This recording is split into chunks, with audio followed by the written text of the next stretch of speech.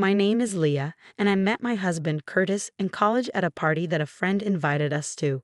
We started spending more time together, going on outings and grabbing meals. Over time, we grew closer. Curtis made the first move, and I found myself drawn to his kindness. We began dating, but recently, strange things started happening. Trash appeared in my apartment mailbox, and I began receiving anonymous phone calls that would hang up as soon as I answered. I talked to Curtis about it and even changed my phone number. But the calls continued on the new one. It started to wear me down emotionally. One day, Curtis invited me to a fireworks show. I wasn't in the mood because of the stress, but he encouraged me, saying, "Don't look so down. You'll ruin the fireworks. Cheer up, you'll feel better." He was right. I decided to enjoy the moment. As the beautiful fireworks lit up the sky, Curtis suddenly shouted, "Leah, look." The next set of fireworks spelled out, "Leah, will you marry me?" The people around us began murmuring, and Curtis gave me the biggest smile. "I want you to be happy forever, Leah. Let's always be together." I couldn't hold back my tears. "Thank you, Curtis. I'm so happy. Please make me happy." Curtis smiled, acknowledging the congratulations from those around us. Curtis's dad is a prominent real estate agent, and Curtis is the vice president of the company, so I, a country girl, joined the world of the rich and famous. We moved into a luxury apartment owned by his dad and decided to build our own house, which was completed in just 2 months. Our new home was spacious, with white walls and a lovely scent of wood. Then one day, Curtis said, "Nicole and Garrett are coming over this Sunday to celebrate our move." Sorry for the short notice. I was surprised. "What? We just moved in 2 days ago, and we're not even unpacked yet." But okay. To be honest, I wasn't fond of Nicole, my sister-in-law. When we announced our engagement, she looked unhappy. She got married 6 months later and wore a white dress to our wedding, sticking close to Curtis and stealing the spotlight. But I decided to make the best of it. On Sunday, as I was making homemade pizza, the video doorbell rang. "Oh, Nicole's here. Isn't she supposed to come at 12? It's only 11. I rushed to the door, but Nicole was already heading to the living room without a greeting, passing by me as if I wasn't there. "Curtis, I brought a housewarming gift." "Open it." I tried to be polite. "Nicole, it's been a while since the wedding. At least say hello." Nicole reluctantly greeted me and handed over a box. "Thanks. Let's see what's inside." It was a glass photo clock with a picture of Curtis and Nicole. I felt uneasy. Normally, the photo should be of the married couple, not siblings. But Nicole insisted. "Who cares?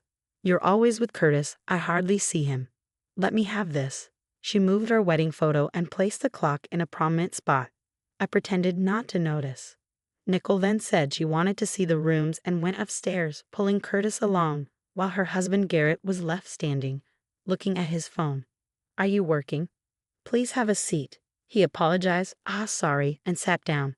I prepared the meal and set the table. "The food's ready, please eat while it's hot." Nicole came over and said, "Oh, I forgot, I brought some meat. Let's have a barbecue." I was stunned. A barbecue in our new home. The smell would permeate the whole house. But Curtis seemed unfazed. "Nicole, that's some quality meat. Let's have a barbecue, Leah." I forced a smile. "I'm sure it looks delicious." I forced a smile. "Great, it's a nice brisket, right? I've already invited Mom and Dad. Let's all have a fun barbecue party." Who does she think she is, taking over our house like this? I was getting angry at Nicole's audacity, but I held back since my in-laws were coming over. When everyone gathered, I took the opportunity to serve my homemade pizza. As I placed the hot pizza on the table, Nicole pushed her plate aside and laid out her meat, vegetables, and drinks instead. Thankfully, my mother-in-law took a slice. "Leah, this pizza is wonderful. Try some, dear," she said to my father-in-law. He agreed. "This is really good. You could open a restaurant, Leah. I love your special pizza." Nicole looked displeased as she took a bite of the pizza. "It tastes like old-school pizza." "Rustic, right? Don't you think so, Garrett?" she said, catching him off guard. Garrett hesitated, then replied, "It has a nostalgic taste, I guess." I distanced myself from Nicole and started grilling meat near my in-laws. "Leah, let us handle this. You should eat," they insisted. "Thank you, but I'll eat later. Please, go ahead," I replied. Nicole, however, continued to boss me around without mercy. "Leah, Could you grill that meat over there? And we're running low on beer. Sure, but it looks like we're out of beer. I'll go buy some, I offered. No, I'll go, Curtis interjected. No, Curtis, we're all together for the first time in a while. Leah, please go, Nicole insisted. Reluctantly, I went to the nearby supermarket as Nicole instructed and hurried back home. When I returned, Garrett was on the phone near the entrance. I can't make it today. I'll go tomorrow, he said before noticing me and going inside. Sorry for the wait, here's the beer, I said as I handed it to Nicole. Thank you, Leah. Why don't you sit down and eat? She suggested, seating me and placing some grilled corn on my plate, which I reluctantly ate. That was delicious. I'm full. How about you, Leah? Nicole asked with a provocative tone. She had been treating me like a maid, and I hadn't even had any brisket, just corn. I managed to hold back my boiling anger. Didn't we save some meat for Leah? Curtis asked. Oh, was that for Leah? I grilled it and ate it. Nicole responded casually. It's fine, as long as everyone had fun. That's what matters. Don't worry about it, I said, swallowing my frustration. Nicole then brought something from her car. Since I ate your meat, here you go, she said, handing me a bag. Thank you, I replied. Inside was a supermarket sandwich and the bread was already stale. Still, I held back my frustration. Curtis, sensing the tension, said, Leah, sorry for dropping by unannounced. Come visit us sometime, we're leaving now. Sure, we'll come over with Curtis next time. Let's all go out for some good food, I replied. Yes, looking forward to it, Nicole added. But despite my in-laws leaving, Nicole and Garrett showed no signs of leaving. Curtis, let's all play a game of cards, Nicole suggested. I called Curtis into the bedroom. Sorry, I'm not feeling well. Can we ask Nicole and the others to leave? Are you okay? I'll tell them. You rest for a bit, Curtis said before going out to speak to Nicole and the others. Leah's not feeling well, so we'll have to call it a day. Sorry. Sure, Leah must be tired. So we're leaving already. Why don't the three of us go to a club? Nicole suggested, but Garrett intervened. Nicole, let's go home for today. We'll do it another time. How about we visit your apartment next week? Our place is a mess. Let's go out for dinner next week, Curtis suggested. Okay. We'll leave for today. Thanks for having us, Nicole said as they hurriedly left. After they were gone, I asked Curtis, why aren't Nicole and Garrett married yet?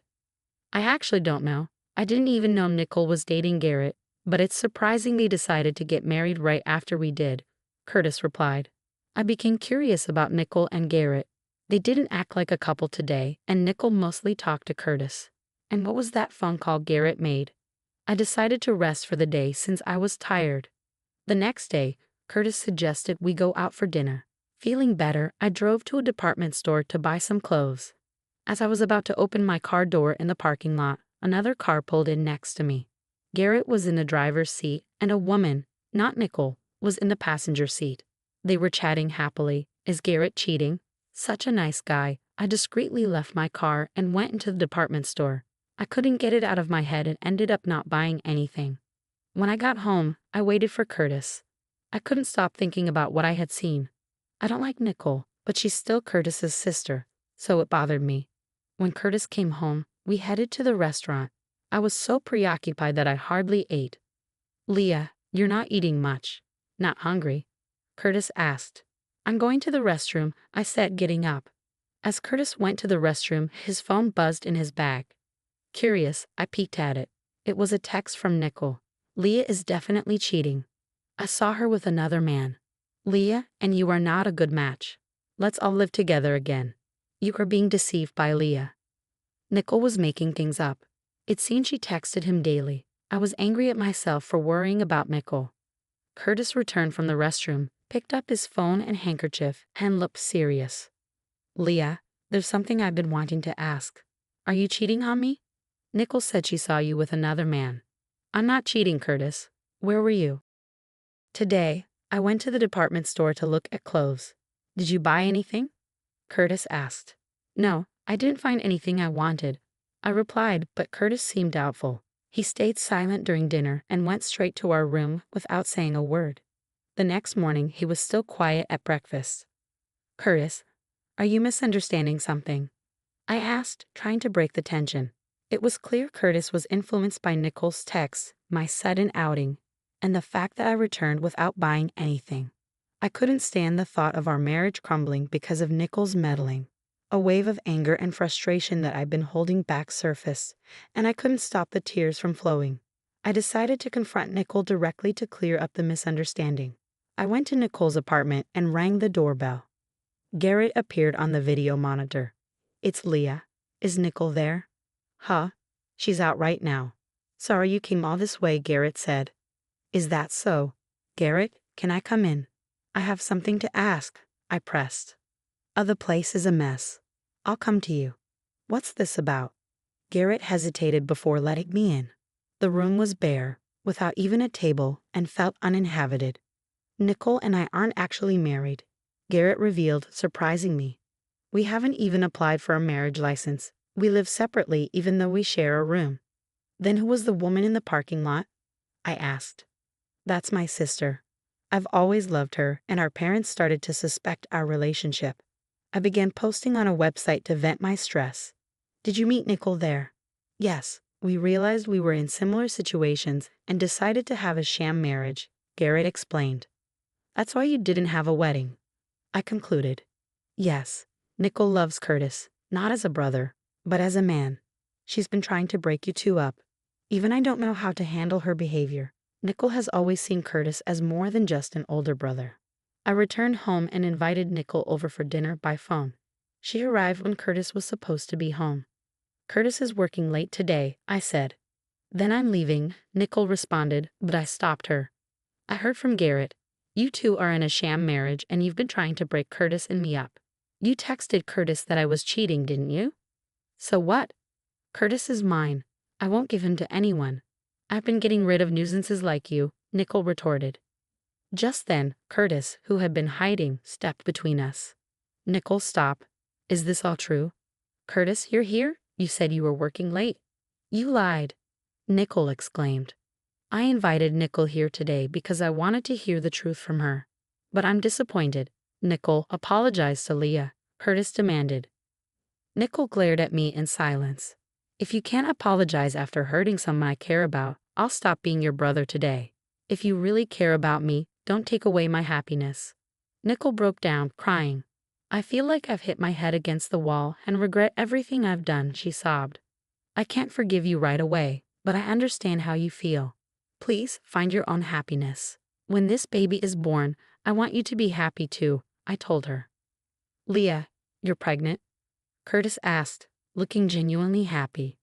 "I wasn't feeling well lately, so I went to the hospital today," I explained. Curtis's face lit up with joy. Nicole came over and deeply apologized. "I'm really sorry for everything," she said before leaving our home in tears.